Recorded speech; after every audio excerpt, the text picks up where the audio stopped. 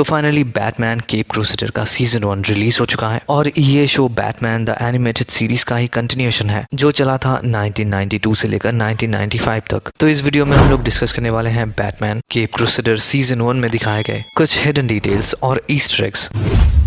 इस शो का टाइटल है Batman the Cape Crusader. Cape Crusader का मतलब होता है जो आदमी किसी सोसाइटी के पॉलिटिकल, सोशल और रिलीजियस चीजों को बदलने के लिए फाइट करता है। इस शो में ब्रूस वेन नया बैटमैन बना है, मतलब ये बैटमैन का ईयर 1 है और क्रिस्टोफर नोलन का बैटमैन बिगिंस भी बैटमैन के पहले साल पर ही बेस्ड था। अभी उस फिल्म में और इस सीरीज में जो चीज कॉमन है वो है बैटमैन का एंट्री। जब बैटमैन पहली बार सबके सामने आता है तब कुछ बुरे लोग कुछ कैरेट्स को एक ट्रक में लोड कर रहे होते हैं और ये सेम सिनेरियो उस फिल्म में भी था और इस सीरीज में भी है। सीरीज का मेन विलन है रूपर्ट थॉर्न जो बैटमैन का बहुत पुराना विलन है और ये 70s में बहुत फेमस था। इस शो में गॉथम सिटी का जो मैप दिखाया गया है वो इंस्पायर्ड है 1966 के टीवी शो द बैटमैन से।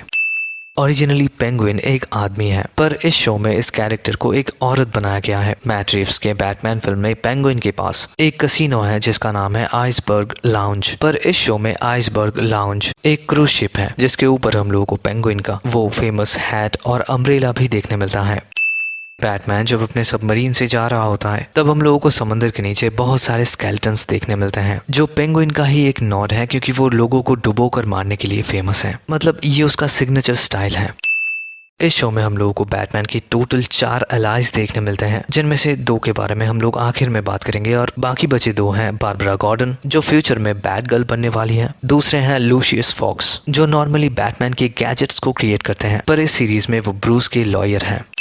इस शो में ब्रूस वेन हमेशा बैटमैन के वॉइस में बात करते हैं पर जिन्हें बैटमैन का असली आइडेंटिटी पता नहीं है और अननोन लोगों के सामने वो ब्रूस वेन के नॉर्मल वॉइस में ही बात करते हैं। ऐसा इसी रीजन से है क्योंकि ब्रूस को लगता है कि बैटमैन उसका ओरिजिनल आइडेंटिटी है और ब्रूस वेन बस एक नकाब है। बैटमैन और क्ले फेस का ये फाइटिंग सीन मास्क ऑफ जोरो से इंस्पायर्ड है और ये वही फिल्म है जिसे देखने के बाद ब्रूस के पेरेंट्स का मर्डर हो जाता है। इस शॉट में बैटमैन ग्लास रूफ को तोड़कर एंट्री लेता है जो ओरिजिनल एनिमेटेड सीरीज कीटन का बैटमैन और डार्क नाइट का एक रेफरेंस है। इस सीरीज में ब्रूस हमेशा टैन कलर के सूट में ही नजर आता है जबकि बैटमैन पहनता है ब्लैक, टैन का ऑपोजिट कलर। इस शॉट में हार्ली क्विन के हाथों में जो फाइल है उसमें हम लोगों को एक स्माइली फेस दिखाया जाता है और ये जोकर का एक रेफरेंस है।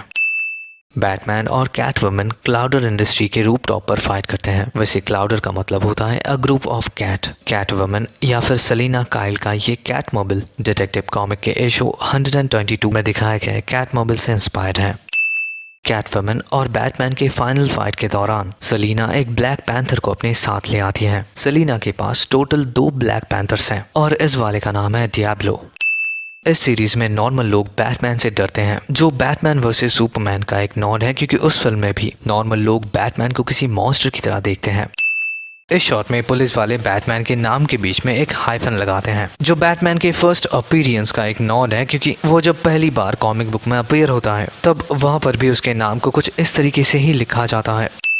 5th एपिसोड में पुलिस वाले बैटमैन को फंसाने के लिए जाल बिछाते हैं पर बैटमैन अपने बैटमोबिल की मदद से भाग जाता है। ये प्लॉट क्रिस्टोफर नोलन के बैटमैन बिगिंस का एक रेफरेंस है क्योंकि वहां पर भी कुछ ऐसा ही होता है।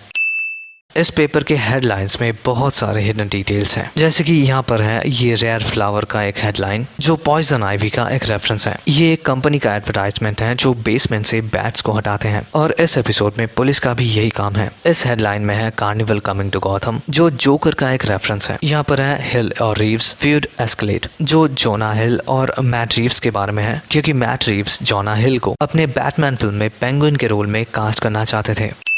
एपिसोड 6 के ओपनिंग सीक्वेंस में हम लोग को दिखाया जाता है ये ऑफिसर एक एक्सीडेंटल कार के अंदर है जो उल्टा हो गया है और जेंटलमैन गोस्ट उसकी तरफ बढ़ रहा है। ये एक रेफरेंस है मैट रीव्स के बैटमैन फिल्म का क्योंकि बैटमैन भी वहां पर कुछ ऐसा ही करता है। एपिसोड 8 के स्टार्टिंग में ही हम लोग को डिक ग्रेसन और जेसन टॉड दिखाया जाता है जो बैटमैन के ही एलाइज हैं, मतलब फ्यूचर में बनने वाले हैं और कॉमिक बुक में ये दोनों ही रॉबिन बन चुके हैं। इस शॉट में डिक और जेसन एक कार्निवल में जाते हैं जो ओरिजिनल डिक ग्रेसन का एक नॉड है क्योंकि वो और उसके फैमिली सर्कस में ही काम करते थे।